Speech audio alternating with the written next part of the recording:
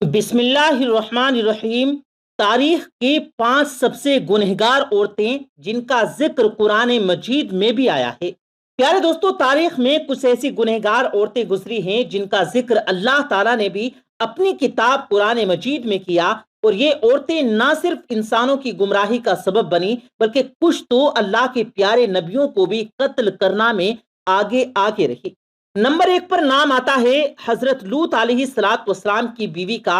اردن اور اسرائیلی سرحدوں پر جہاں آج ڈیڈ سی مطلب نمکین پانی کی جھیلیں موجود ہے، نمک سے بھری جھیل میں آج زندگی کا کوئی نام و نشان نہیں۔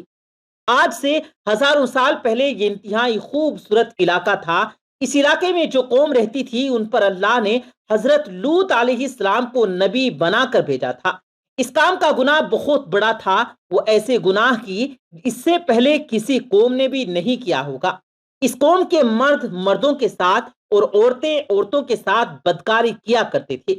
حضرت لوط علیہ السلام کی بیوی جس کا نام وائلہ تھا، وہ بظاہر تو ایک نبی کی بیوی تھی، لیکن وہ اندر سے کافروں کے ساتھ ملی ہوئی تھی۔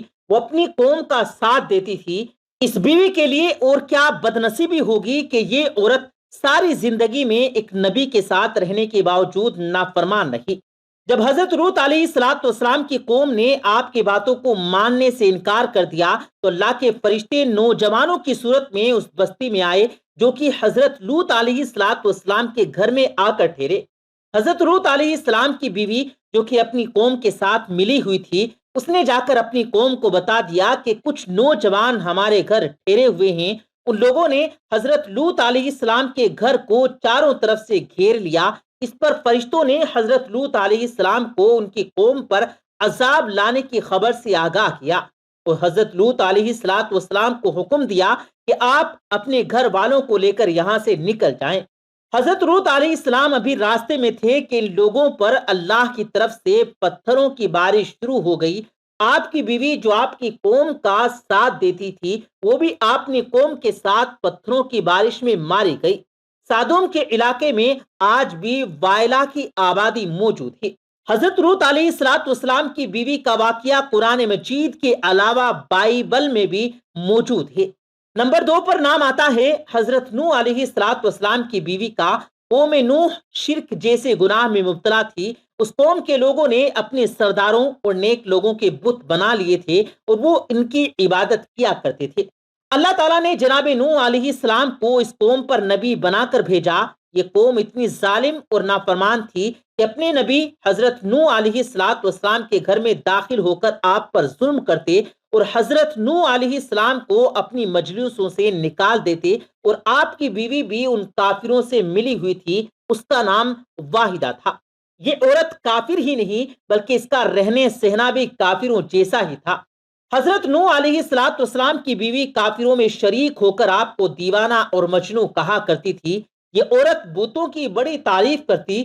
جب کوئی بندہ بتوں کو چھوڑ کر خدا کی طرف مائل ہوتا تو یہ عورت اپنی قوم کے پاس جا کر اس آدمی کا نام بتا دیتی کہ جس سے قوم کے لوگ اس بندے کو مارتے پیٹتے۔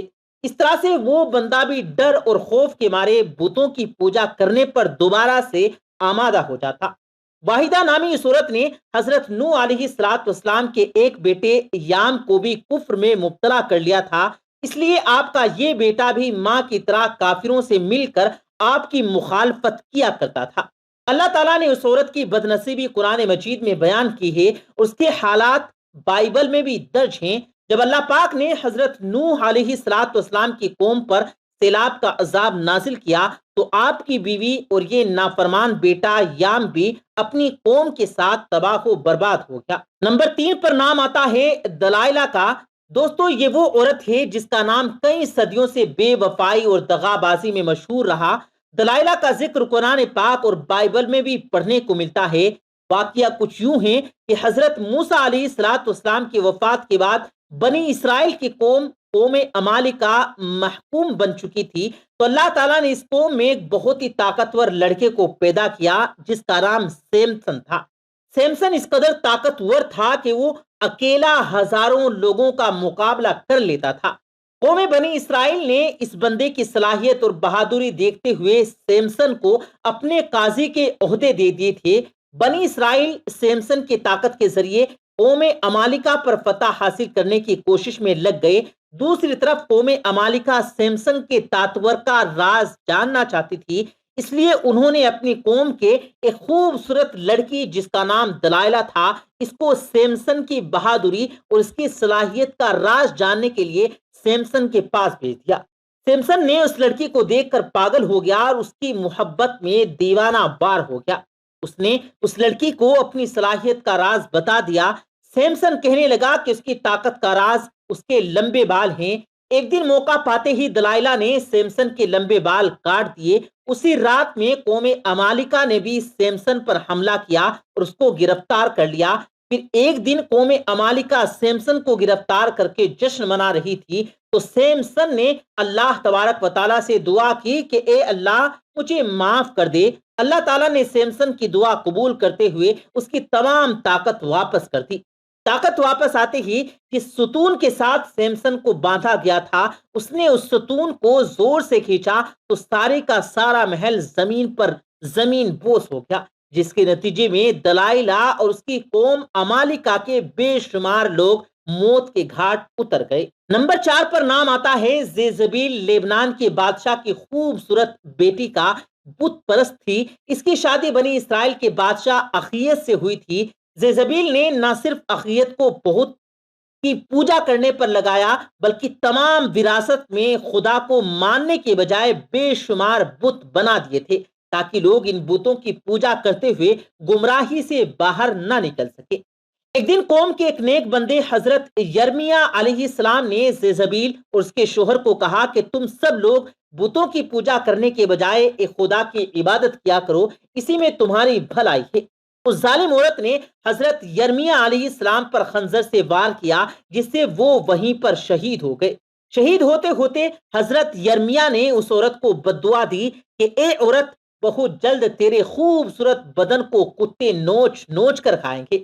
اس کے بعد اللہ تعالیٰ نے اس کو حضرت الیاس علیہ السلام کو نبی بنا کر بھیجا۔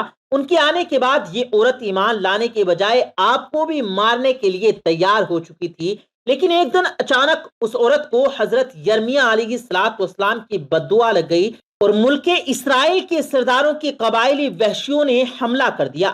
ان لوگوں نے ملکہ زیزبیل کو زخمی حالت میں سڑک پر پھینک دیا، یہاں تک کہ بہت سے جنگلی کتے زیزبیل کے آس پاس جمع ہو گئے۔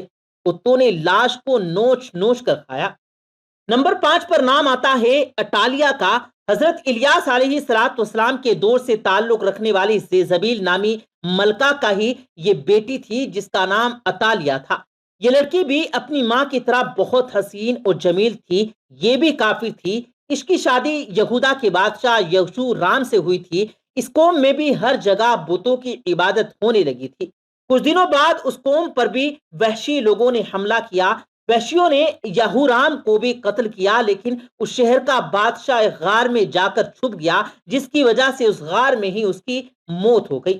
وحشی لوگ ملکہ اٹالیہ کو اپنے ساتھ لے گئے اور عورت کو بہت زیادہ ذلیل اور رسوا کرنے کے بعد آزاد کر دیا۔ اس کے بعد اٹالیہ نے بتوں کی عبادت سے توبہ کر کے حضرت موسیٰ علیہ السلام کے مذہب پر ایمان لے آئی، لیکن اس تبدیلی کو 1 سال بھی نہ گزرا تھا کہ اٹالیہ پھر کفر کے کاموں کی طرف دوڑ گئی۔ اس کی بیٹی کے قتل کے بعد ملکہ اٹالیہ کو ہی سلطنت یہودا کا تاج پہنا دیا گیا۔ اس نے اپنی دولت کے نشے میں آ کر اپنے پوتوں کو قتل کروایا، پھر اپنی رعایا پر بھی ظلم و ستم کرنے لگی۔ تاہم اس کا ایک پوتا جو اس نے جان بچانے میں کامیاب ہو گیا تھا، یہودا کے لوگوں نے اسے اپنا بادشاہ بنا لیا۔ یہ ملکہ اٹالیہ اپنے محل کے باہر اپنی قوم کے سامنے بہت ذلیل اور رسوا ہو کر مر گئی۔ اٹالیہ